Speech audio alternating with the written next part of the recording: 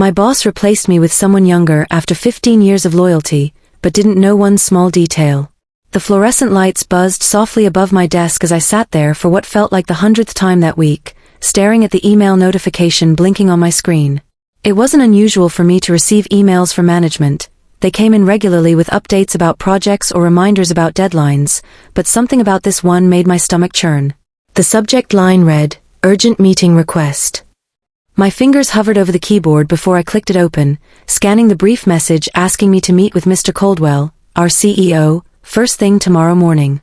15 years. That's how long I had been working at Crestwood Enterprises, a lifetime by most standards. I started here fresh out of college, wide-eyed and eager, ready to prove myself in a world that often underestimated women like me. Over the years, I climbed the ranks steadily, earning promotions through sheer determination and an unshakable work ethic.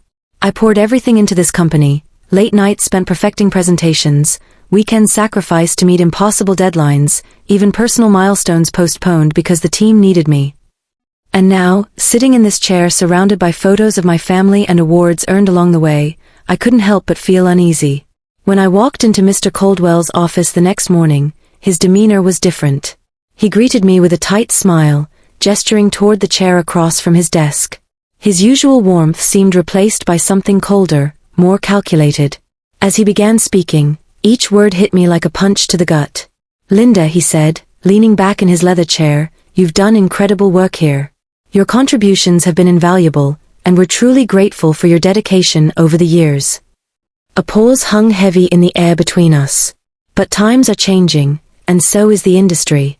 We need someone who can bring fresh ideas, new energy, someone younger. I stared at him, stunned. Younger? Was that really all it boiled down to? All those years of loyalty, all the sacrifices I'd made, they didn't matter anymore because I no longer fit some arbitrary mold of youth and vigor? My mind raced as he continued explaining that they'd already hired someone else to take over my role. Someone younger. Someone newer. Someone better. The rest of the meeting passed in a blur.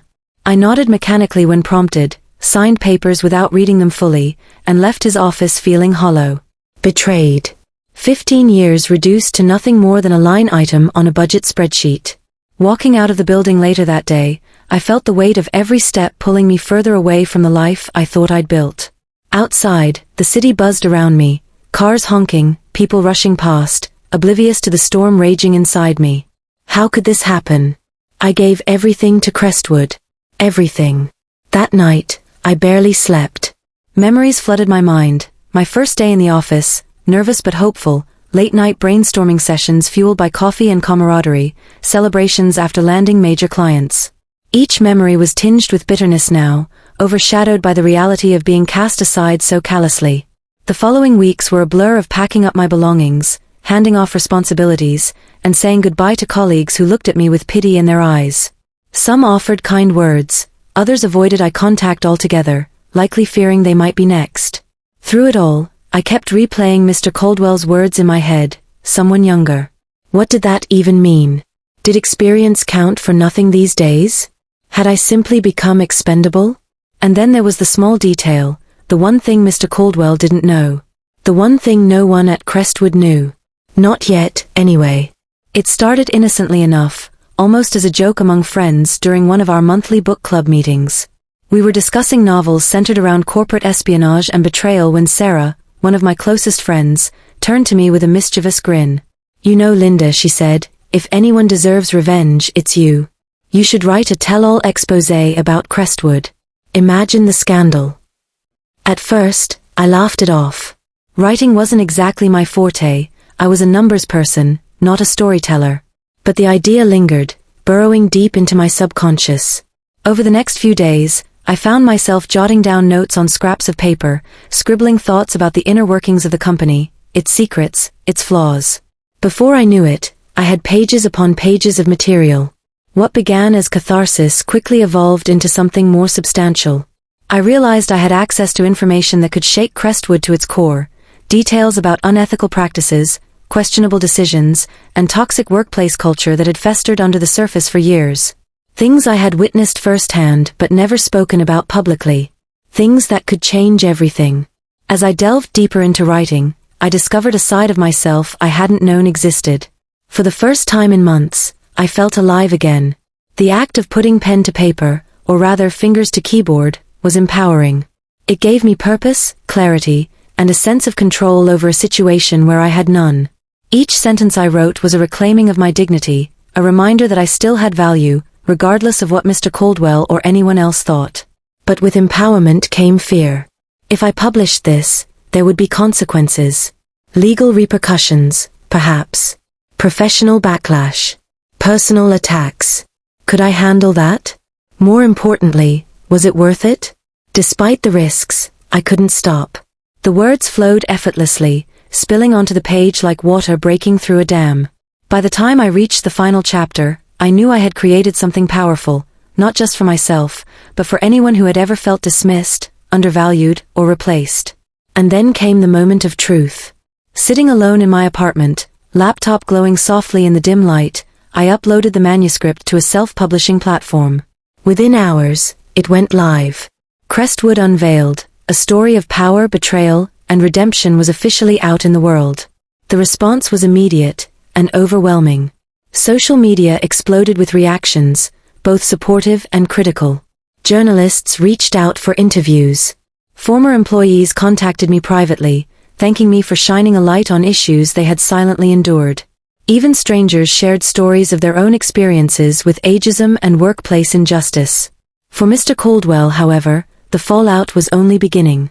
Little did he know, replacing me with someone younger wasn't just a business decision, it was the catalyst for exposing truths he had worked hard to bury. Truths that would soon come back to haunt him in ways he never anticipated. Back at Crestwood, things began to unravel faster than anyone could have predicted. Rumors spread like wildfire, fueled by anonymous tips and leaked documents corroborating the claims in my book. Employees whispered nervously in hallways, unsure whom to trust. Clients grew wary, questioning whether they wanted to associate themselves with a company embroiled in controversy. Meanwhile, I watched from afar, torn between guilt and satisfaction. Part of me regretted causing such chaos, knowing innocent people would inevitably get caught in the crossfire. But another part, the part that had been wrongfully discarded after 15 years of unwavering commitment, felt vindicated. Justice, though messy, was finally being served. Still, the story was far from over.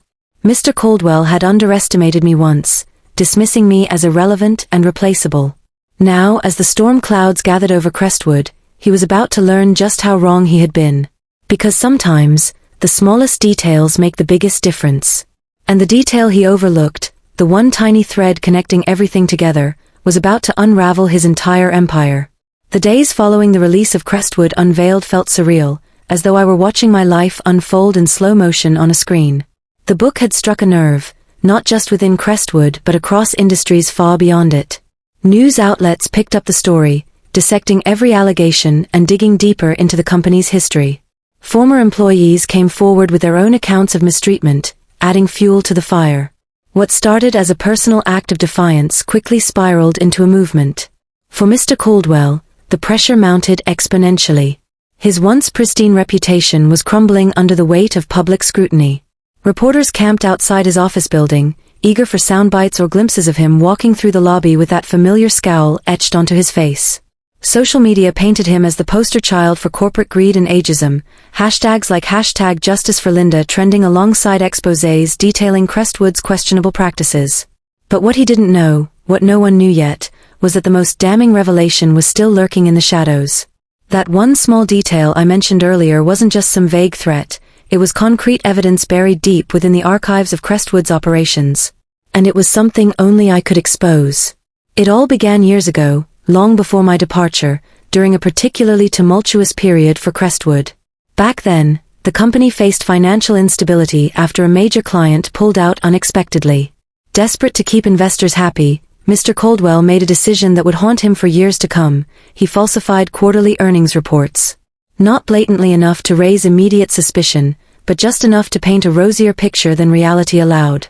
At the time, I was part of the finance team responsible for compiling those reports. Naive and trusting, I hadn't questioned the discrepancies when they first appeared.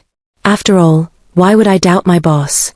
Over time, however, pieces of the puzzle began falling into place. Whispers among colleagues hinted at irregularities. A misplaced file here, an offhand comment there, it was subtle but undeniable. By the time I pieced everything together, I realized I was sitting on a bombshell. But instead of confronting Mr. Caldwell directly, I chose silence.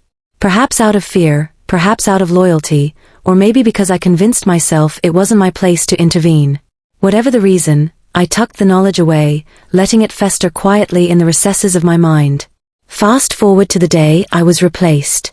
As I packed up my belongings, I stumbled upon an old flash drive hidden in the bottom drawer of my desk. It contained copies of the very documents that proved Mr. Caldwell's fraud, a digital paper trail linking him to the falsified reports. My heart raced as I held it in my hand, realizing its significance. This wasn't just leverage, it was justice waiting to happen. At the time, I debated whether to use it. Exposing such information would undoubtedly destroy Crestwood, and potentially harm countless innocent people whose livelihoods depended on the company. Yet, as weeks turned into months post-termination, bitterness took hold. The betrayal stung more sharply with each passing day. So when I sat down to write Crestwood Unveiled, I included veiled references to the scandal without fully disclosing the extent of it. I wanted Mr. Caldwell to sweat, to feel the same uncertainty and dread that had consumed me during my final days at the company. Now, as chaos engulfed Crestwood, I found myself wrestling with the next step. Should I release the flash drive's contents? Doing so would bring closure to this chapter of my life, but at what cost? Destroying Crestwood might satisfy my desire for revenge, but it wouldn't undo the pain inflicted on others. On the other hand, staying silent meant allowing Mr. Caldwell to escape accountability for his actions. Either way, the burden of choice weighed heavily on my shoulders. One evening, as I scrolled through social media updates about Crestwood's unraveling, a message notification popped up on my phone. It was from Sarah, the friend who had jokingly suggested I write the exposé in the first place. Her tone was urgent. "Have you seen this?" she wrote, attaching a link to a breaking news article. My stomach dropped as I clicked it open. The headline read, "Crestwood CEO under investigation for financial misconduct." According to the report, federal authorities had launched an inquiry into allegations of accounting fraud at Crestwood. Anonymous sources claimed investigators were reviewing internal documents spanning nearly 2 decades. My blood ran cold. Someone else had uncovered the truth, and they weren't holding back. Panic set in as I tried to process what this meant. If the investigation led back to me, I could face legal repercussions for withholding evidence. Worse still, if Mr. Caldwell discovered I possessed the flash drive, he'd stop at nothing to discredit me. For a brief moment, I considered destroying the drive altogether, erasing any connection between myself and the scandal. But deep down, I knew I couldn't do it. This wasn't just about me anymore, it was about accountability, transparency, and ensuring that no one else suffered the same fate I did. That night, sleep eluded me. Every creak of the floorboards, every rustle of leaves outside my window sent my imagination spiraling. Was someone watching me? Had Mr. Caldwell already figured out my role in all of this? Paranoia gripped me tightly, making it impossible to think clearly. By morning, exhaustion had taken its toll. I dragged myself out of bed and brewed a cup of coffee, staring blankly at the steam rising from the mug. Then, as if guided by some unseen force, I reached for the flash drive tucked safely inside a locked drawer. Holding it in my palm, I felt a surge of resolve wash over me. Enough was enough. It was time to take control of the narrative. I opened my laptop and drafted a statement addressed to the investigators handling Crestwood's case. In clear, concise language, I explained my involvement in uncovering the fraudulent activity and offered the flash drive as corroborating evidence. Before hitting send, I hesitated, rereading the words to ensure they conveyed both honesty and integrity. Finally, with trembling fingers, I attached the files and pressed send. As soon as the email disappeared into cyberspace, a wave of relief washed over me. Whether it helped or hurt remained to be seen, but at least I had done the right thing. For the first time in months, I felt a glimmer of peace. Days passed in agonizing anticipation. The media frenzy surrounding Crestwood intensified, with new developments emerging daily. Former executives were subpoenaed. Employees were interviewed. Stock prices plummeted, leaving shareholders scrambling to cut their losses. Amidst the chaos, Mr. Caldwell became increasingly reclusive, rarely seen in public except for hurried exits from board meetings or court appearances. Then one afternoon, a courier arrived at my doorstep with an envelope bearing the crest of the U.S. Department of Justice. Inside was a formal summons requesting my testimony in the ongoing investigation. My hands trembled as I read the letter, the gravity of the situation sinking in. This was it, the moment of reckoning. Preparation for the hearing consumed the next several weeks. Lawyers grilled me relentlessly, poring over every detail of my tenure at Crestwood. They asked probing questions about the falsified reports, my interactions with Mr. Caldwell, and the events leading up to my termination. Though exhausting, the process forced me to confront memories I'd long suppressed. With each retelling, I grew stronger, more confident in the righteousness of my cause. Finally, the day of the hearing arrived. Dressed in a crisp navy suit, I entered the courthouse flanked by attorneys who assured me I had nothing to fear. Cameras flashed as reporters jostled for position outside, shouting questions I ignored. Inside, the atmosphere was tense, charged with anticipation. Rows of spectators filled the gallery, while members of Crestwood's executive team sat stoically at the defense table. And there, at the center of it all, was Mr. Caldwell, pale, haggard, and visibly shaken. When called to the stand, I approached with steady steps, taking a deep breath before settling into the witness chair. The prosecutor greeted me warmly, thanking me for my courage in coming forward. Then, turning to address the court, he began laying out the case against Crestwood, and against Mr. Caldwell specifically. "Ms. Linda," he said, gesturing toward me, "can you tell us how you became aware of the discrepancies in Crestwood's financial reporting?" I nodded, gripping the edges of the podium for support. "It started gradually," I replied, my voice firm despite the nerves bubbling beneath the surface. "At first, it was minor inconsistencies, numbers that didn't add up, entries labeled ambiguously. Over time, patterns emerged, and I realized something wasn't right. From there, I recounted everything, the late-night meetings where questionable decisions were made, the subtle pressure to overlook red flags, the eventual discovery of the falsified reports. As I spoke, I watched Mr. Caldwell shrink further into his seat, his expression shifting from indignation to resignation. By the time I finished, the room was silent save for the faint hum of fluorescent lights overhead. Cross-examination proved grueling, as defense attorneys attempted to poke holes in my testimony. They questioned my motives, insinuating I sought revenge for being fired. But I stood my ground, refusing to let them twist the truth. Each accusation rolled off me like water, bolstered by the knowledge that I had acted not out of malice but out of necessity. By the end of the day, I walked out of the courthouse feeling lighter than I had in years. Regardless of the outcome, I had done my part. Justice, though imperfect, was within reach. In the weeks that followed, the investigation continued to unfold. Charges were filed against Mr. Caldwell and several key executives, sending shockwaves throughout the business community. Crestwood itself teetered on the brink of collapse, its future uncertain. Meanwhile, I retreated from the spotlight, focusing on rebuilding my life away from the chaos. Yet even as I embraced this newfound freedom, I couldn't shake the lingering question, what happens now? Would Crestwood recover, or would it crumble entirely? And what of Mr. Caldwell? Would he face consequences commensurate with his actions, or find a way to wriggle free once again? Only time would tell. But one thing was certain, the small detail I had kept hidden for so long had changed everything, for better or worse. The months that followed the hearing were a blur of legal proceedings, media coverage, and personal reflection. Crestwood Enterprises became a cautionary tale in boardrooms across the country, a symbol of what happens when greed and deception go unchecked. For Mr. Caldwell, the consequences were swift and severe. The evidence I provided, combined with testimonies from other whistleblowers, sealed his fate. He was found guilty on multiple counts of financial fraud and sentenced to prison, leaving behind a legacy of ruin and regret.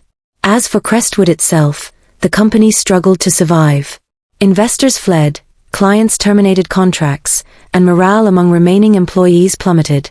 Eventually, it was acquired by a larger corporation that promised sweeping reforms. While some saw this as a fresh start, others viewed it as the final nail in the coffin for what was once a thriving enterprise. For me, the aftermath brought both closure and transformation. The weight of carrying that secret for so long had finally lifted, replaced by an unexpected sense of purpose. Writing Crestwood Unveiled had opened doors I never imagined possible. Publishers approached me with offers to expand the book into a full exposé series, while speaking engagements poured in from organizations eager to hear my story. I even began mentoring women who faced similar challenges in their careers, offering guidance and support to those navigating the often treacherous waters of corporate life. But perhaps the most profound change came within myself. Losing my job at Crestwood had shattered my identity, at least temporarily. For years, I had defined myself by my work, tying my self-worth to my role at the company. Being cast aside forced me to confront uncomfortable truths about who I was outside of that environment. In doing so, I discovered strengths and passions I hadn't realized existed. One evening, as I sat on my balcony watching the sunset paint the sky in hues of orange and pink, I reflected on how far I'd come. The bitterness that once consumed me had given way to gratitude, for the lessons learned, the resilience gained, and the opportunity to make a difference. Yes, I had been wronged, but I had also risen above it. And in rising, I found a version of myself stronger and more authentic than ever before. A year later, I received an invitation to speak at a prestigious conference on workplace ethics. Standing on stage in front of hundreds of attendees, I shared not just my story but the broader message it carried, that loyalty should never be exploited, that age is not a measure of value, and that accountability matters. When I finished, the audience erupted into applause, a sound that resonated deeply within me, affirming that my journey had meaning beyond my own healing. Afterward, during the networking session, a young woman approached me hesitantly. She introduced herself as Emily, a recent graduate starting her first job at a major firm. Her eyes brimmed with admiration and uncertainty. "I read your book," she said softly. "It inspired me to stand up for myself when things got tough at work. But I'm scared. What if I end up like you? What if they push me out too?" Her words struck a chord, reminding me of my younger self, eager yet vulnerable, hopeful yet fearful. I smiled warmly, placing a reassuring hand on her shoulder. "Emily," I replied, "there are no guarantees in life. People will try to take advantage of you, doubt you, or dismiss you. But here's what I've learned: your worth isn't determined by someone else's opinion of you. It's rooted in your integrity, your courage, and your ability to rise after every fall. Don't let anyone dim your light." Tears welled up in her eyes as she nodded, clutching my business card tightly in her hand. Watching her walk away, I felt a surge of hope, not just for her, but for all the others who might find strength in my story. That night, as I returned home, I pulled out the flash drive one last time. It had served its purpose, delivering justice where none seemed possible. Now it felt like a relic of the past, a reminder of how far I'd come. With a deep breath, I placed it in a small wooden box alongside other mementos from my journey, a copy of my book, a photo of my family, and a handwritten note from Sarah thanking me for inspiring her. Closing the lid, I set the box on a shelf, turning instead to face the future. Whatever lay ahead, I knew I was ready. The scars of betrayal would always remain, but they no longer defined me. Instead, they were badges of survival, proof that even in our darkest moments, we have the power to rewrite our stories. And so, with a heart full of peace and a spirit unbroken, I stepped forward into the next chapter of my life, ready to embrace whatever challenges and triumphs awaited.